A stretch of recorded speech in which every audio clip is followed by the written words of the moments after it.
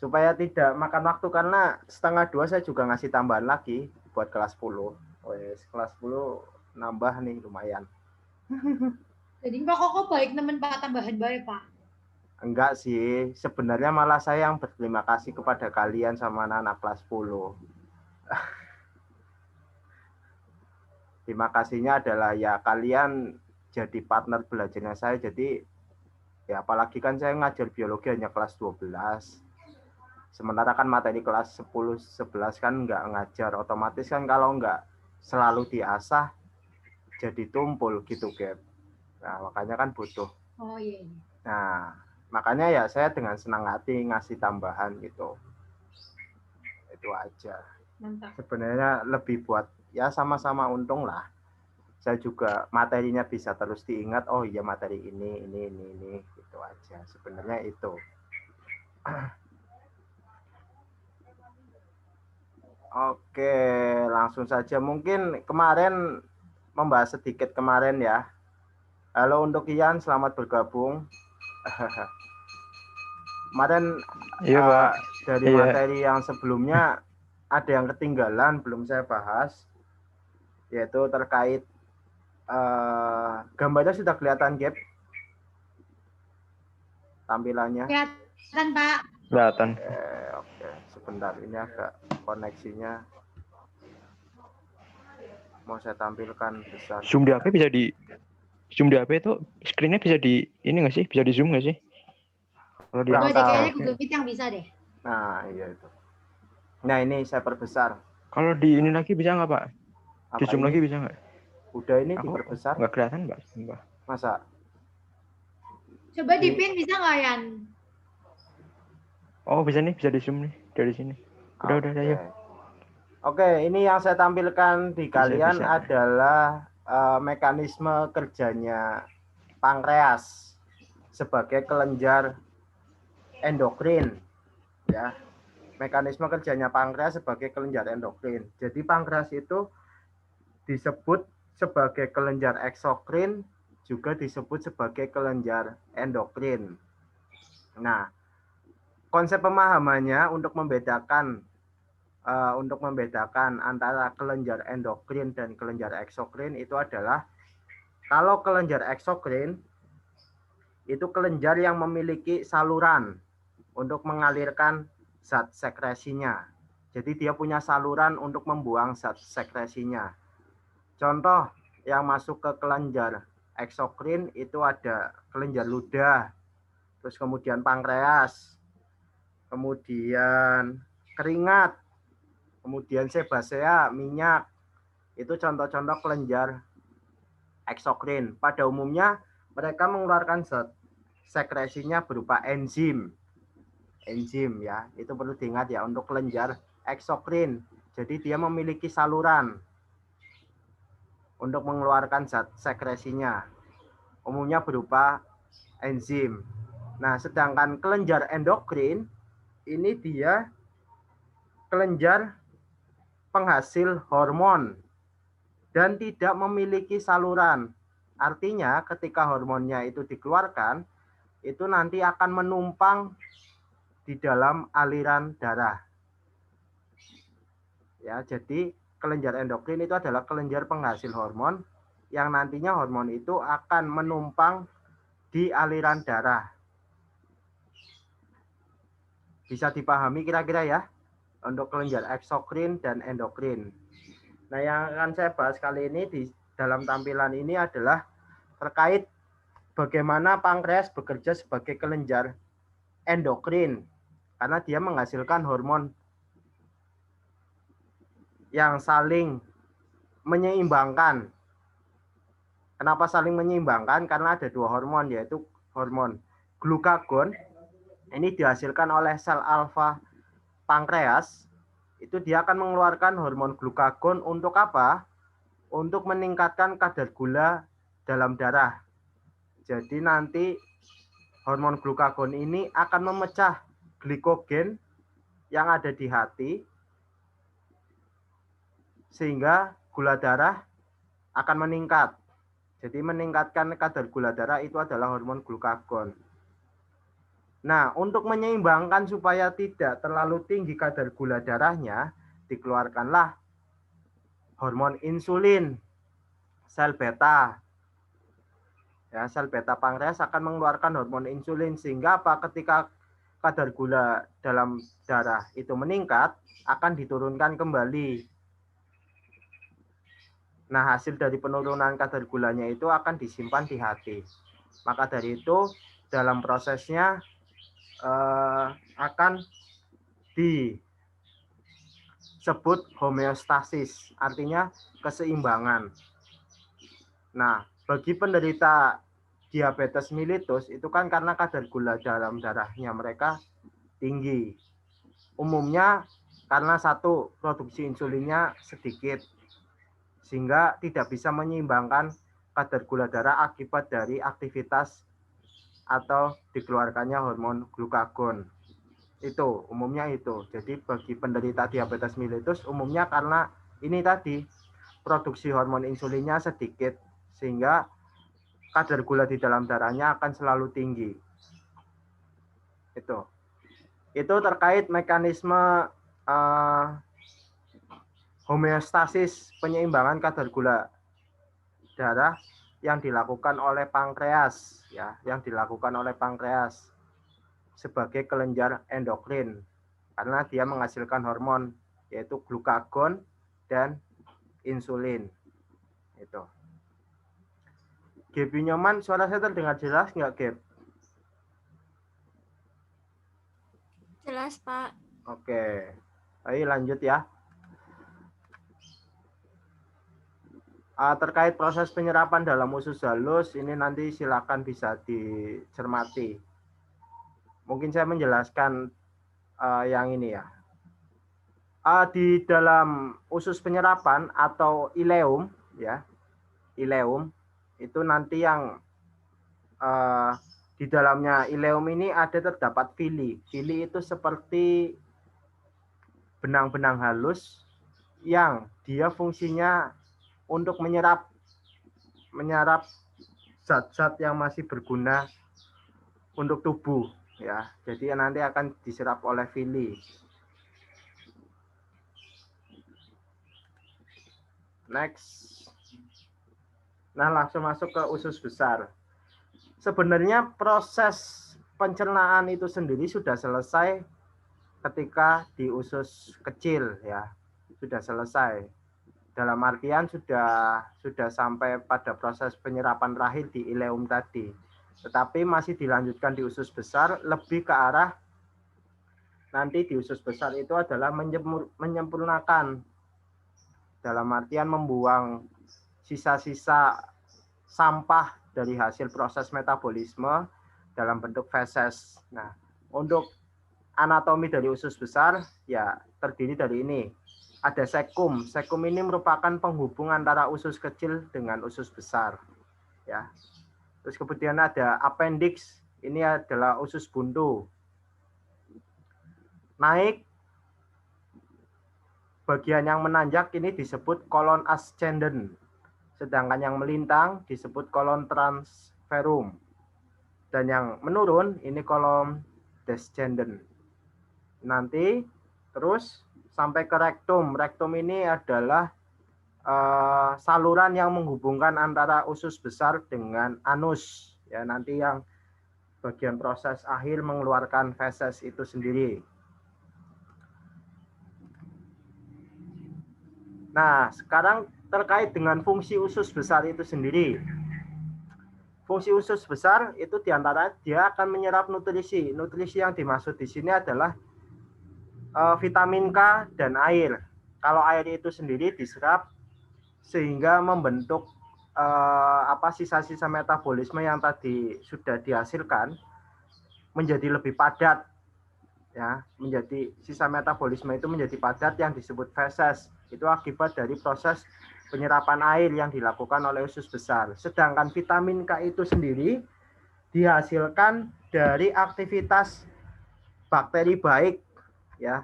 Jadi aktivitas dari bakteri baik yang terdapat di usus besar.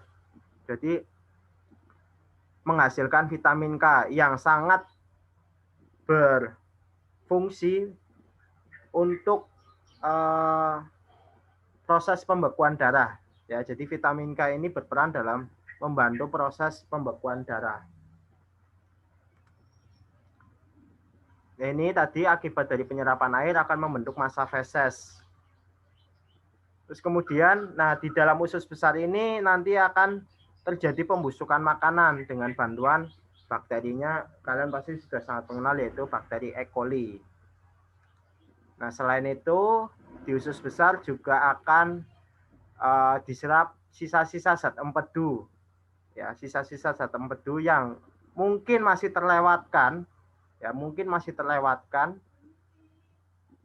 akan diserap kembali oleh usus besar. Itu terkait mungkin tambahan yang pada pertemuan sebelumnya belum sempat saya bahas. Ya.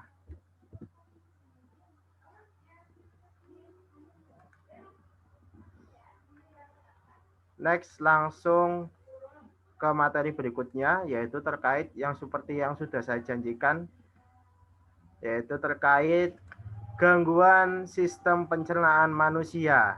Oke, sekarang kita masuk ke gangguan sistem pencernaan manusia. Sebentar. Oke. Ya.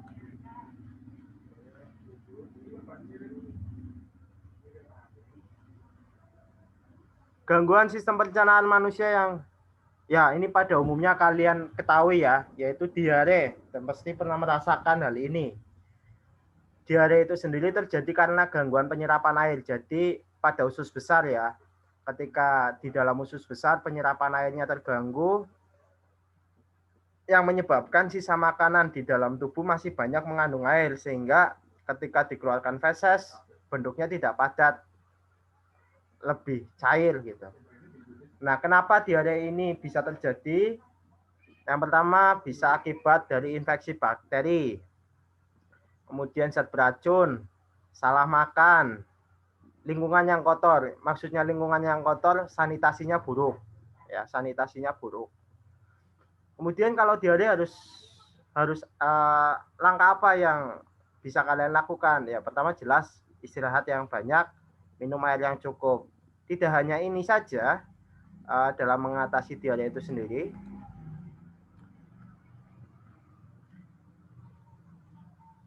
Oh, next langsung ke sembelit. Ini lawannya dari diare. Kalau diare itu kan umumnya fesesnya lebih cair. Tapi kalau sembelit atau konstipasi, ini terjadi karena usus besar menyerap airnya terlalu berlebihan, sehingga menyebabkan fesesnya itu menjadi lebih keras dan lebih susah ketika ingin dikeluarkan. Nah, kenapa bisa sembelit? Kurang minum, kurang makanan-makanan yang berserat, stres, tidak membiasakan diri BAB setiap hari. Jadi penting ya, buang air besar setiap hari itu penting. Kemudian bagaimana mencegah sembelit? Pertama, makan makanan berserat tinggi, sayur, buah, kacang-kacangan, banyak minum, dan olahraga yang rutin. Itu terkait dengan sembelit. Next. Pak. Oke. Pak. Gimana? Ya. Mau nanya, sembelit itu sama kayak ambeien bukan, Pak? Beda. Tetapi berbeda, tetapi ambeien itu bisa diakibatkan dari sembelit. Nanti ada pembahasannya. Itu. Oke, Pak. Oke. Next kita akan melihat ini, makan cabai bikin usus buntu. Itu mitos ya, kalau kalian masih ada yang mempercayai bahwa terlalu banyak makan cabai terus kemudian bisa menyebabkan appendicitis radang pada usus buntu. Jadi biji-bijian yang telah kita telan seperti cabai, jambu, dan tomat katanya dapat menyebabkan usus buntu. Nyatanya itu hanya mitos. Usus buntu itu sendiri disebabkan dari makanan yang kotor serta adanya penyumbatan. Ini bukan penyembuhan ya, penyumbatan dari feses. Kan tadi kalau kalian melihat anatomi usus besar di PowerPoint yang sebelumnya, sebelum sekum itu kan ada usus buntu, appendix. Nah, feses yang dihasilkan oleh usus besar ini menyumbat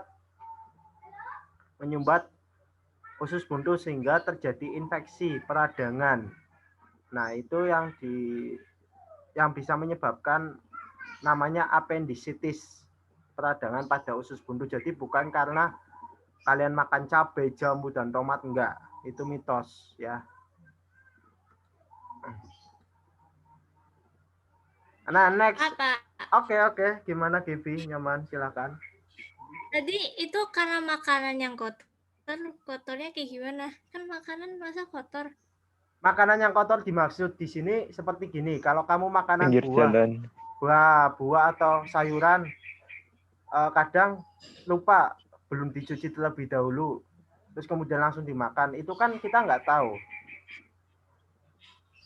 Itu jadi yang dimaksud kotor itu seperti juga kalau makan apa ya, kalau makanan Jepang itu apa namanya, sushi, sasi apa sushi nyebutnya, Sushi. Nah sushi itu kan daging mentah ya. Nah daging mentah itu sendiri kan kita nggak tahu daging yang kita makan itu benar-benar bersih dari bakteri atau dari kuman-kuman atau tidak, kan kita tidak tahu. Nah itu juga yang disebut sebagai makanan kotor. Itu Gap. Oke. Makasih, Pak. Pak. Ya. Kan Gimana? Kalau makanan kotor kan di lambung ada HCl kan. Kenapa enggak? Kan katanya bersihin. Iya, tetapi kan kembali lagi walaupun ketika makanan itu sudah masuk di lambung dan sudah ada asam HCl sebagai desinfektan untuk menetralkan, kadang masih ada yang lolos gitu, Von. Ada hasil dari pencernaannya itu masih ada yang lolos. Sehingga apa? Ya ketika hal itu terus-menerus terjadi, kan ada penumpukan. Akhirnya apa? Menjadi sumbatan. Itu gitu maksudnya.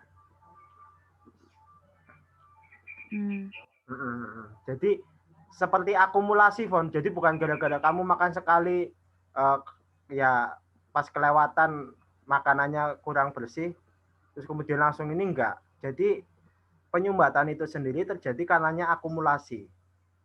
Ya kayak gabungan yang ya memang makanan yang kita konsumsi kurang kita perhatikan itu.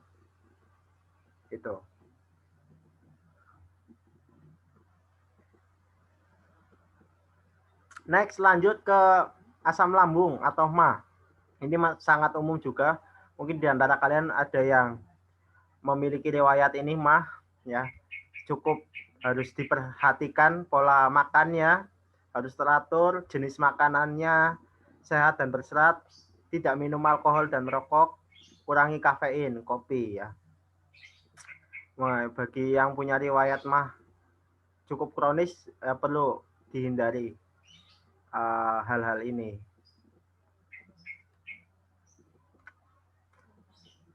Next, nah ini berbagai gangguan pada sistem pencernaan manusia lainnya. Yang pertama ada serostomia.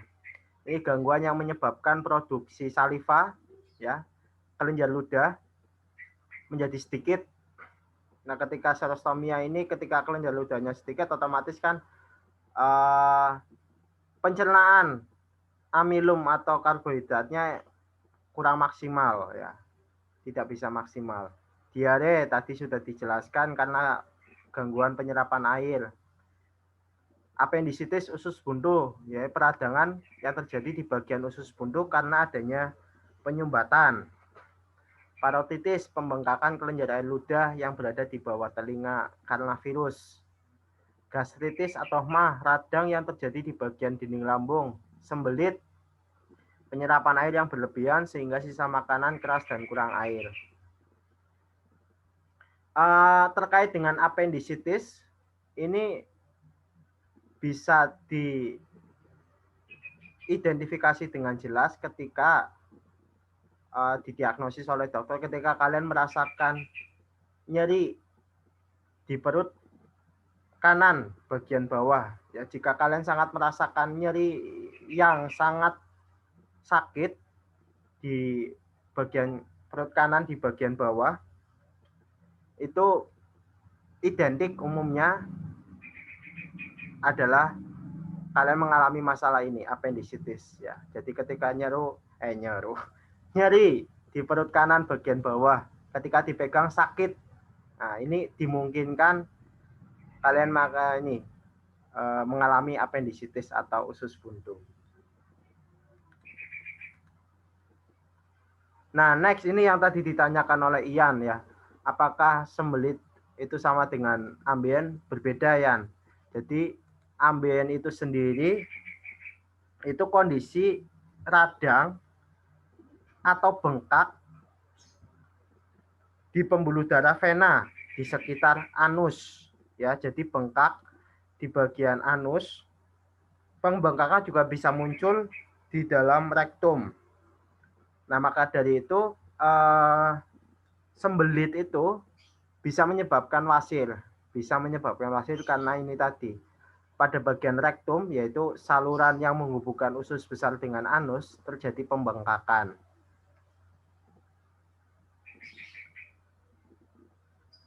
Itu ya. Jadi kalau sembelit kan kita susah ini ya, susah buang air besar. Tetapi kalau ambien, ketika kita buang air besar, maksudnya ketika sembelitnya itu terjadi lebih sering, itu otomatis bisa menyebabkan pembengkakan pada bagian rektumnya. Nah, ketika sudah terjadi pembengkakan dalam pembuluh vena di bagian rektum, nah itu dinamakan ambien atau wasir. Kalau sembelit kan susah buang air besar. Gimana? Bisa disembuhin nggak sih? Maksudnya bisa, pastinya gitu. Bisa disembuhkan. Ya. Tapi kok ada yang sampai kayak dioperasi ya? Ya mungkin itu sudah terlalu kronis, parah. Kalau sudah terlalu tadi parah. Itu gara-gara rektumnya bengkak, Pak. Bengkak. Ada tingkatannya gitu, pembengkakannya. Jadi akan muncul benjolan-benjolan. Jika benjolannya sudah sangat besar, ya itu mau nggak mau harus operasi. Yang operasi biasanya sudah muncul benjolan yang sangat besar. Seperti itu ini. Kalau misalnya kebanyakan makan pedas juga termasuk nggak, Pak? Makan pedas bisa. Tapi kan lebih ke arah sakit mah ya, Pak? Hah? Sejenis kayak sakit mah nggak? Apanya sakitnya? Enggak, beda.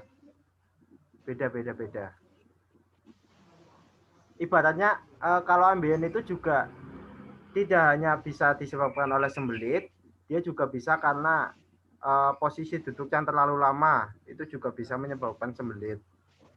Jadi tidak baik jika duduk dalam waktu yang sangat lama, itu juga tidak baik. Itu ada lagi pertanyaan? Tadi aku belum maksud itu yang kalau Gimana? Makanan pedas gimana? Oh, kalau makanan pedas itu sendiri kan dia umumnya dari makanan pedas itu sendiri kan dia umumnya kan menyebabkan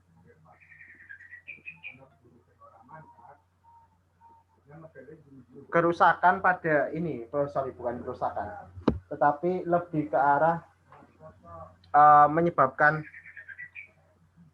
radang.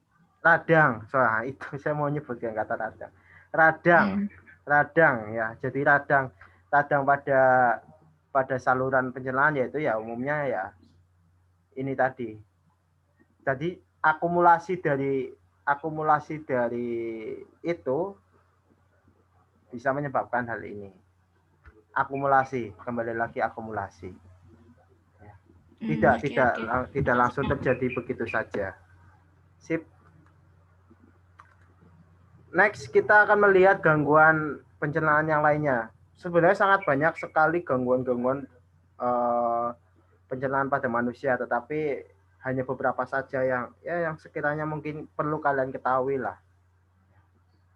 Next ada kolesistitis. Ini peradangan pada kantong empedu. Ini juga akibat adanya sumbatan. Sumbatan pada kantong empedu. Jadi ketika empedu itu mau dikeluarkan ke usus kecil guna membantu dalam proses pencernaan, tidak bisa keluar maksimal karena adanya sumbatan. Nah, sumbatan ini menyebabkan namanya penyakit kolesistitis. Next, gastroenteritis atau biasa disebut flu perut atau yang sangat dikenal di masyarakat luas itu adalah muntaber. Ya, muntah berdarah ya. Muntah buang air besar juga berdarah. Muntaber. Ini peradangan pada dinding saluran pencernaan terutama di dinding lambung dan usus.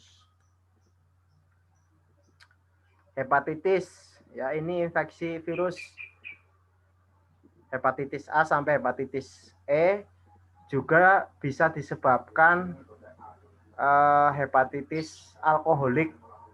Nah, kalau hepatitis alkoholik itu peradangan pada hati akibat terlalu banyak minum alkohol. Jadi minum alkohol yang terlalu banyak juga tidak baik. Next, sirosis. Sirosis ini adalah rusaknya kondisi hati akibat terbentuknya jaringan parut. Sirosis ini bisa terjadi disebabkan dari hepatitis terlebih dahulu. Jadi ketika organ hati kita atau tubuh kita mengalami hepatitis alkoholik ya, lebih seringnya itu nanti bisa menyebabkan sirosis. Hatinya akan terbentuk jaringan parutan ya, seperti apa ya, dicakar-cakar lah, wah, gila nih lah pokoknya. Dan terakhir ada fisura ani. Ini luka terbuka pada jaringan yang melapisi anus. Nah, terkait dengan fisura ani ini bisa disebabkan oleh kondisi sembelit tadi. Jadi sembelit itu bisa menyebabkan penyakit-penyakit yang lainnya ya. Maka dari itu jangan diremehkan masalah sembelit. Itu ya. Itu. Ya. Next. Nah, untuk diagnosis, oke, silakan. Kalau misalnya nggak ada yang dimakan, ya berarti nggak ada yang dikeluarin, loh, Pak. Nggak juga. Kan tetap, walaupun misalkan tidak ada asupan yang kita makan, proses metabolisme dalam tubuh kan selalu bekerja. Mereka tidak istirahat. Ini bayangkan kalau misalkan lambung kamu berhenti, bagaimana energi yang dihasilkan atau hatinya tidak beroperasi. Bagaimana glikogen yang disimpan di dalam hati kemudian bisa dipecah untuk menghasilkan energi. Tetap. Terus sisa yang dibuang dari mana kalau nggak makan? Ya dari sisa-sisa yang ada, yang tersimpan di dalam organ tubuh. Ya seperti tadi, ketika kamu makan, kan tidak semua nutrisi yang ada dalam makanan itu langsung diserap semuanya. Ada yang disimpan dalam bentuk tadi glikogen yang disimpan di dalam hati. Itu Fon. Jadi konsepnya bukan berarti ketika kita tidak makan terus kemudian kita tidak mengeluarkan. Enggak, tetap akan mengeluarkan karena itu sudah menjadi apa ya? Kesatuan dalam proses metabolisme tubuh manusia. Itu. Gimana, Fon? Ya, oke. Nah, sekarang untuk mendiagnosis gangguan pencernaan itu ada dilakukan berbagai macam cara. Yang pertama dengan uji sampel laboratorium, bisa dengan mengambil sampel darah, urin atau feses. Terus kemudian endoskopi, ini dengan melihat kondisi organ di saluran pencernaan dengan menggunakan selang kecil yang dilengkapi kamera. Ya, ini teknologinya canggih sekali. Terus kemudian biopsi, ini pernah dibahas di materi sebelumnya. Pengambilan sampel organ yang terinfeksi, kemudian bisa ditambahkan formalin supaya bisa diamati lebih lama ya, lebih awet. Dan terakhir adalah ya ini ronsen, USG, CT scan dan MRI ya. Itu untuk beberapa langkah dalam dokter melakukan diagnosis ketika pasiennya mengalami gangguan pencernaan. Oke, itu saja materi yang saya sampaikan hari ini. Adakah pertanyaan sebelum waktunya habis? Silakan. Nggak ada, Pak. Gimana, Fon? Aku Aku nggak ada. Oh, nggak ada. Gaby ada. ada. Aman. Yang tadi kan ada parotitis ya. Kelenjar parotis yang radang. Gimana? Itu sama kayak gondongan nggak? Kelenjar parotitis sama dengan gondongan. Itu kan tadi kayak penyakitnya yang gangguan pencernaan di situ. Iya. Itu sama. Kalau parotitis itu bisa menyebabkan gondongan, iya. Tetapi kalau gondongan itu kan disebabkan karena kurangnya asupan iodium. Tapi kayak sama-sama bengkak di daerah. Bengkak. Itu yang di mana ya, Pak? Bengkaknya hampir sama seperti gondongan. Tapi kalau Tapi tetap kalau gondongan itu kan dia akibat asupan iodiumnya kurang. Gimana, Gap? Yodium itu kandungannya ada di mana? Kalau iodium itu didapatkan dari makanan yang kita Yodium yang kita saudaraan makan. sama sodium, Pak. Sodium.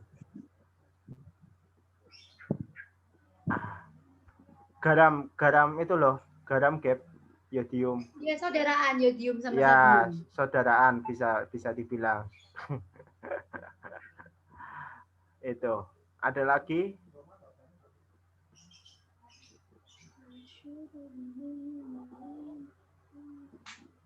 Yang lain? Cukup jelas penjelasan kali ini? Cukup. Jelas. Oke, baik, jika dirasa penjelasan yang sudah saya sampaikan cukup jelas, nanti jika ada pertanyaan di luar ada pertanyaan lagi, silakan bisa ditanyakan di grup, silakan. Jadi bisa untuk diskusi kita. Oke, kalau begitu penjelasan materi hari ini cukup sekian. Terima kasih, tetap jaga kesehatan, Tuhan memberkati. Iya. Terima kasih, Pak. Tuhan berkati, Makasih, Pak. Pak. Tuhan. Oke.